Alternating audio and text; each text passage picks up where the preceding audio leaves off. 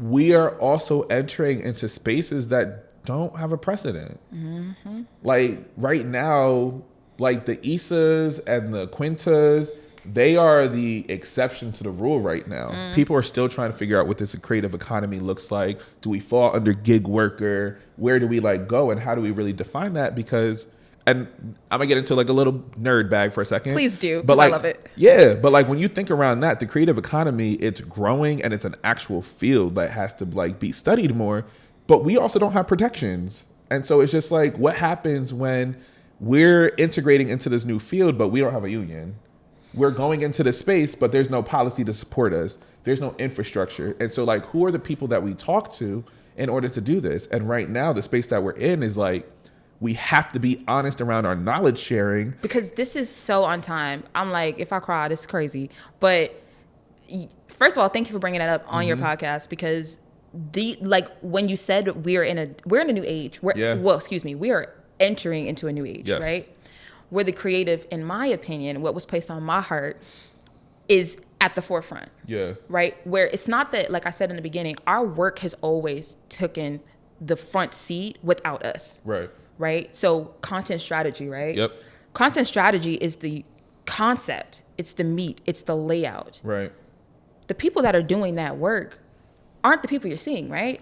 Oh. Even when you are seeing the actor or influencer. Right. They're then funneling that into a Nike ad or to a van ad. Mm-hmm. The corporations that get the payoff, and then you're just looking at this pretty black girl on the screen, and that's it. Right. And she's just happy that she got a Nike deal, right? But in reality, she got a whole team, right? To make it happen. And I'm like, cool. Everybody doesn't need the flowers to them. Like, they don't need to be in the forefront, but we need that money. Right. We need that protection. Yeah. We need a seat near your table. Fuck, we can have our own table. I do not want to sit with y'all. To be honest, y'all can't sit with us. Okay, but we need to be in that room. Yes, to be able to articulate those conversations. And protect ourselves. Yes. And to make it a conversation. Because at the end of the day, guess what? As we are having this conversation around, like, can you articulate yourself, your value and your worth as the creative? If you walk into a room and you're just like, I actually don't know what I'm bringing to the table. If I walk into the room and I can't say, like, here's how my brand needs to be protected, here's how this safety happens, we're going to take anything, for one. And we see this happen all the time. What was it? They had took a bunch of people out to go see this racetrack or whatever. I forget what brand it was, but they had taken a bunch of people, but the black people got the shit end of the deal. While all the white creatives were able to like live in this 5-star luxury type situation, but all the black creatives were just doing anything. That's the brand sponsorships from forever for all these beauty brands. Yes, that's what it was. It was a beauty brand. And I sat there and was just like, I think I know what you're talking about. I think it was Tarte. Yeah. Yes. Ooh, child, we're not sorry. I'm not sorry. Actually, I'm not going back on that. Y'all should be sorry. That part. Okay.